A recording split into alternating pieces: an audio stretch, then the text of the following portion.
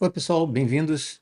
Hoje eu vou falar sobre codificação em Paulo Freire e como esse é o truque por meio do qual ele introduz os conteúdos ideológicos na sala de aula. Essa é uma das suas técnicas principais para subverter o processo educativo e introduzir seus conteúdos ideológicos.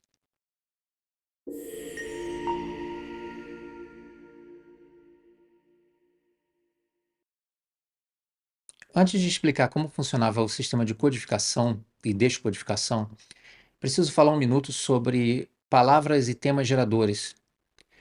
Quando Paulo Freire desenvolveu seu método de alfabetização de adultos, que foi o núcleo a partir do qual ele depois desenvolveu seu sistema pedagógico mais abrangente, ele se apoiou num mecanismo, numa técnica que ele chamava de palavra geradora.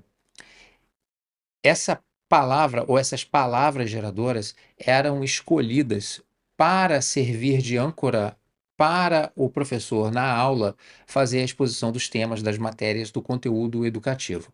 Mas elas eram escolhidas com base na situação socioeconômica, pessoal, familiar, profissional dos alunos ou daquele grupo de alunos para os quais aquela aula ou aquele curso estava sendo desenvolvido. Então, antes de começar o curso, sobre o tema que fosse, no caso específico poderia ser alfabetização, ensino do português, ensino de leitura e escrita, mas isso se aplica a qualquer tema letivo.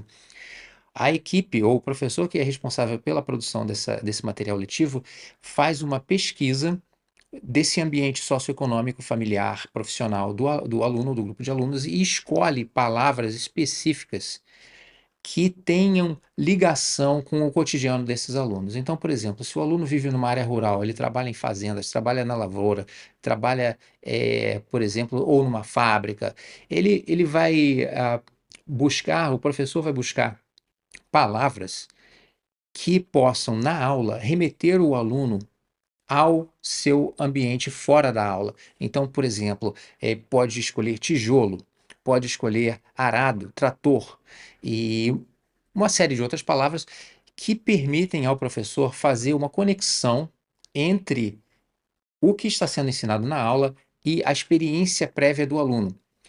Isso, em princípio, serviria para tornar a aula mais próxima da realidade do aluno e facilitar a absorção de conteúdos, porque isso estimularia o aluno, traria interesse ao aluno por estar ancorado em sua própria experiência pessoal.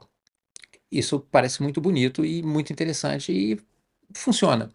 Mas o objetivo de Paulo Freire, ao usar essas palavras geradoras, não era simplesmente facilitar o aprendizado. Na verdade, essa é a última preocupação que ele tem ao longo de todos os seus, ao longo de sua vida. Todos os trabalhos, todos os livros que ele escreve, eles são primordialmente focados no aspecto político da educação e apenas tangencialmente se preocupam com métodos ou sistemas mais eficazes de aprendizagem.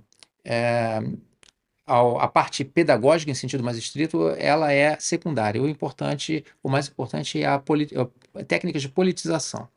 Então, essas palavras geradoras, elas funcionam, na verdade, como mecanismos para possibilitar ao professor encontrar pontos de vulnerabilidade emocional do aluno, ou âncoras emocionais nos alunos, para que os alunos vinculem o que o professor está dizendo em sala de aula ao que ele já vive em sua experiência pessoal. No mecanismo, no sistema mais abrangente que ele desenvolveu depois, que não é mais apenas para educação de adultos, mas para educação em geral, essas palavras geradoras foram substituídas por temas geradores, que na verdade é a mesma coisa, mas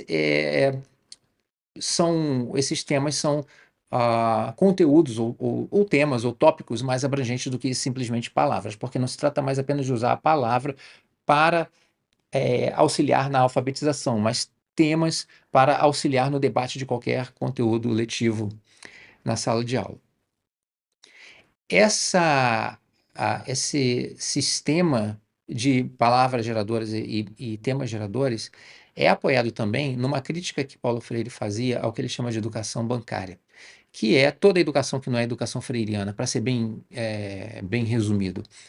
E ele dizia que o ensino tradicional ele apenas depositava conhecimento nos alunos e não fazia os alunos realmente compreenderem aquilo que eles estavam aprendendo. E supostamente o sistema freiriano, que era problematizador, em substituição à educação bancária, que apenas fazia depósitos de conhecimento, ele era problematizador no sentido de sempre buscar levar os alunos a debater os temas e chegar às conclusões sobre aquilo que eles estão aprendendo. Supostamente o professor descia de um nível hierárquico mais alto para algo mais próximo dos alunos e, junto com os alunos, sem tentar impor, isso segundo o que ele diz, o que não é, na verdade, o que ele fazia. Sem tentar impor aos alunos uma conclusão, ele estaria tentando fazer o aluno chegar àquela conclusão ou recriar aquele conhecimento junto com o professor. E como isso se conecta com o problema da codificação e com o problema das palavras geradoras? As palavras e temas geradores criavam essa janela de oportunidade, essa janela emocional que permitia ao professor fazer o aluno encontrar aquele tema dentro da sua própria realidade e acreditar que está chegando àquelas conclusões por meio de seu próprio raciocínio, de suas próprias descobertas. Isso servia ao professor para esconder o papel do professor como indutor do aluno no caminho até essas conclusões. Ah, o que acontecia então é que o professor ele estava já com o conteúdo ideológico, com as conclusões políticas, com aquele resultado a que ele queria que o aluno chegasse, tudo pré-programado.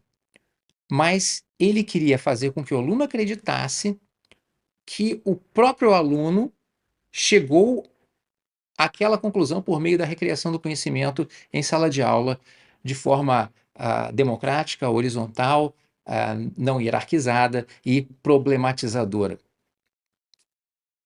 Então, como funcionava a codificação e para que ela servia? Eu vou primeiro apresentar uma definição minha sobre como eu entendo que a codificação funcionava e qual era o seu propósito. E, em seguida, eu vou apresentar algumas explicações do próprio Paulo Freire e críticas de outros autores. A codificação freiriana é uma forma de introduzir furtivamente conteúdos ideológicos em explicações técnicas ou pedagógicas, apoiando-se na vulnerabilidade emocional dos alunos por meio de palavras ou temas geradores que se apoiam em aspectos de sua realidade.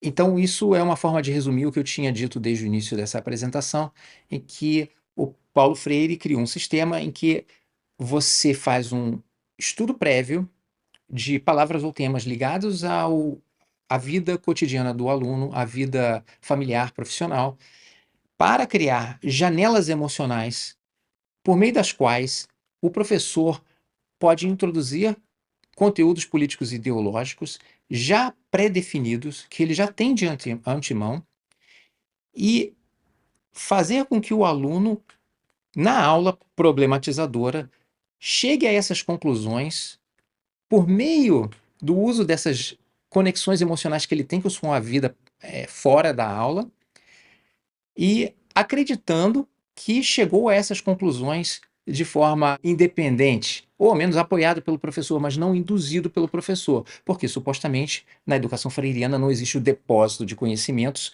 a educação bancária que ele criticava, mas a educação problematizadora, em que os problemas são apresentados e os alunos chegam a conclusões sobre o que eles significam, o que ele chamaria de desvelamento da realidade e outras coisas que a gente pode abordar em outros vídeos.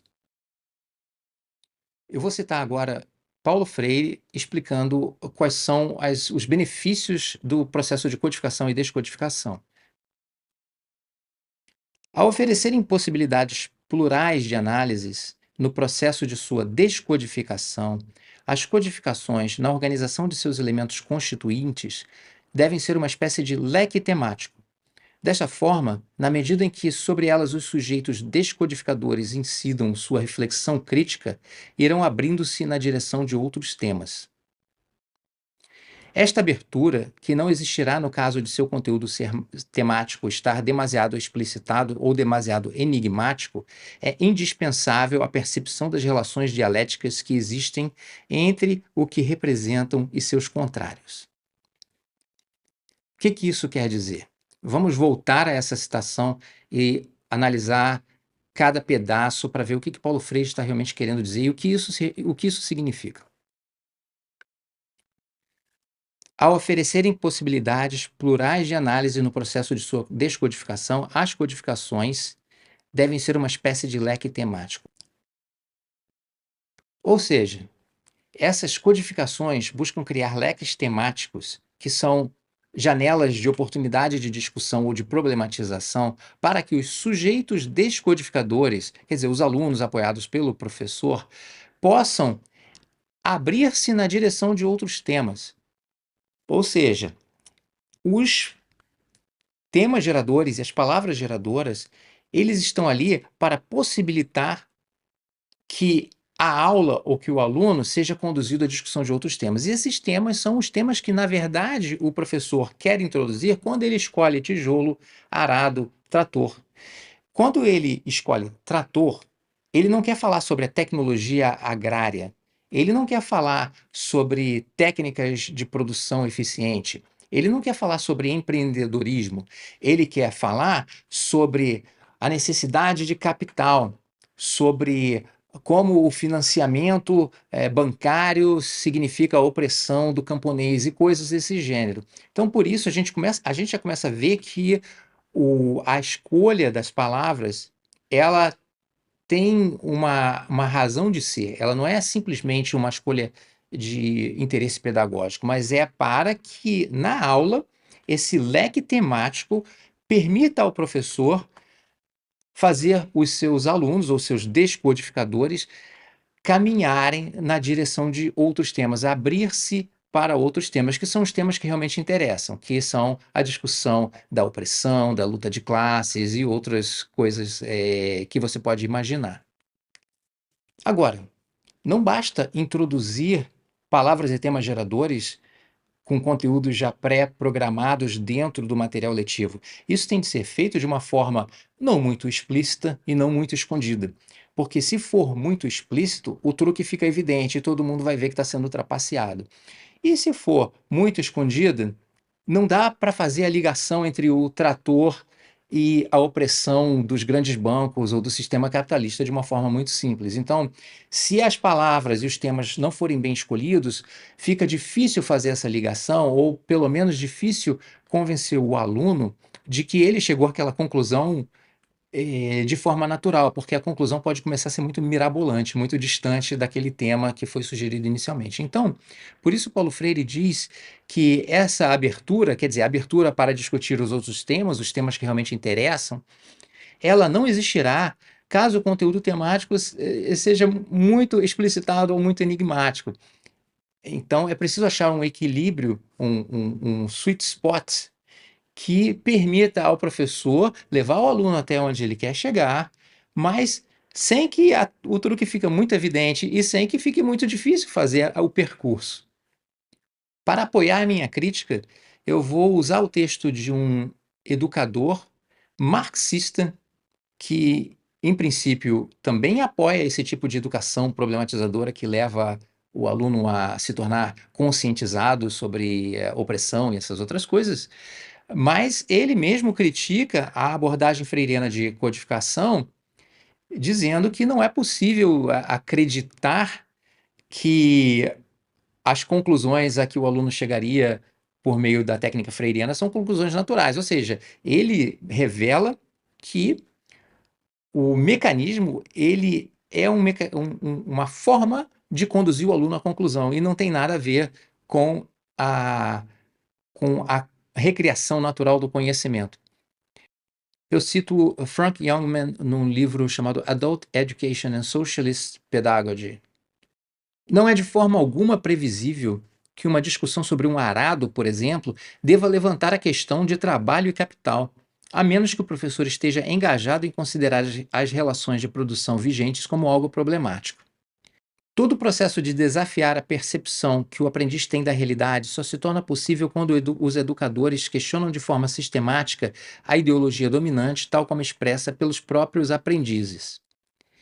Portanto, o desenvolvimento da consciência crítica não pode ser considerado de forma abstrata, mas apenas em relação a uma teoria que seja crítica em relação à ideologia dominante. O que ele está dizendo aqui, em resumo, é que não é dado, não é evidente, não é natural que uma discussão sobre o arado leve a uma discussão sobre trabalho e capital. Ou seja, o arado está ali só para que o professor possa conduzir o aluno a esse tema e as conclusões que ele quer apresentar. Então, como a gente já começa a entender, o truque não é só introduzir conteúdos de forma subreptícia, de forma escondida por meio de codificação de palavras geradoras dentro do material letivo, mas também convencer o aluno de que aquilo não foi apresentado pelo professor como uma conclusão pré-fabricada ou como um depósito, mas como uma conclusão a que o aluno chegou. Então, vou citar novamente Freire para a gente entender o que ele está tentando alcançar. Ele diz: o homem, contudo, não capta o dado da realidade, o fenômeno, a situação problemática pura. Na captação, juntamente com o problema, com o fenômeno, capta também seus nexos causais. Aprende a causalidade. A compreensão resultante da captação será tão mais crítica quanto seja feita a apreensão da causalidade autêntica. E será tão mais mágica à medida que se faça com o mínimo de apreensão dessa causalidade. Aqui, ele usa alguns termos que parecem meio aleatórios, mas que ele desenvolve e reutiliza em várias partes de sua obra, por exemplo, a percepção mágica da realidade. Outras coisas a gente não precisa discutir isso agora. Mas observe que ele está tentando reforçar a ideia de que o aluno precisa aprender a causalidade das coisas. A causalidade aqui é ele concluir que existe a opressão, existe o problema do capitalismo, porque o trator, na circunstância X ou Y, que foi debatido ou problematizado em aula, demonstrou que existe uma causalidade entre uma coisa e outra. Isso, apoiado no sistema de exploração daquelas janelas de vulnerabilidade emocional, reforça no aluno que passa por esse processo a convicção de que aquela conclusão é uma descrição correta da realidade, porque ele concluiu, em grande medida sozinho, supostamente sozinho, especialmente se ele não percebeu que existe o processo de codificação e descodificação, e ele entendeu aquilo como um nexo causal, como uma relação de causalidade. Ou seja, aquela conclusão que já estava pré-fabricada, que o professor já queria apresentar ao aluno, aparece ao aluno como uma consequência lógica, natural, científica daquilo que ele debateu, problematizou, estudou em sala de aula. Um exemplo adicional de como Paulo Freire buscava reforçar por todas as formas, de todas as maneiras, o ambiente para que o aluno ficasse cercado dentro dessas trilhas intelectuais ou emocionais que ele já deixava preparadas, é o tipo de crítica que ele fazia ao sistema de educação que ele chamava de bancária, o sistema tradicional e a métodos não freirianos de educação ou de ensino.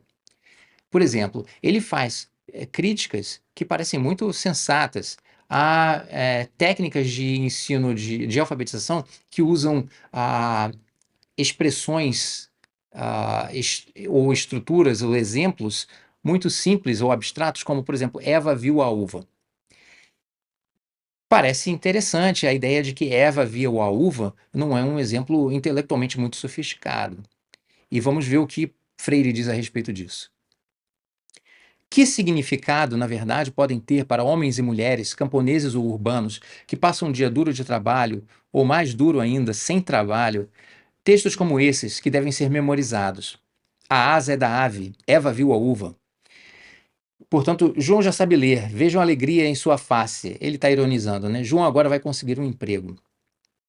Ora, o uso de exemplos como esses tem um objetivo simples: mostrar para o aluno, de forma neutra, não ideologizada, certos elementos da língua,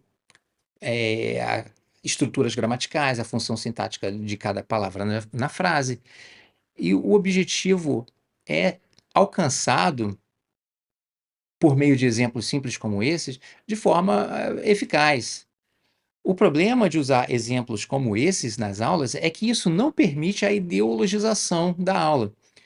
Se o aluno se ao aluno são apresentados exemplos completamente neutros que não podem ser tornados janelas emocionais para a sua vida cotidiana, que não podem ser facilmente problematizados, que tornam difícil fazer aquele nexo de causalidade ou abrir aquelas janelas, ou abrir aqueles caminhos para que o professor traga o aluno da sua situação inicial até as conclusões pré-fabricadas, torna-se muito difícil criar algum tipo de codificação para ser descodificado em aula. Então, essa objeção, esse exemplo de objeção que Paulo Freire apresenta, ele é apenas superficialmente uma objeção de caráter pedagógico.